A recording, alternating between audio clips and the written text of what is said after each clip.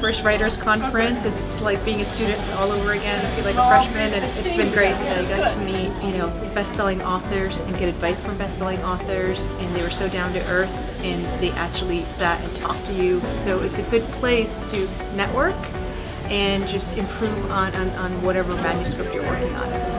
Well, I've never been to the Rutgers Writers Conference before, and I live in New Jersey, so I really did want to come and see what this conference was about and how many new things I could learn at a conference. And I met some wonderful people, which I think is the best thing, to be able to talk, network with people, and find out what they're writing and what their perspectives are on writing. It had very good workshop leaders, and I think there was enough of a choice so that no matter what kind of writer you are, you could find something that worked for you here.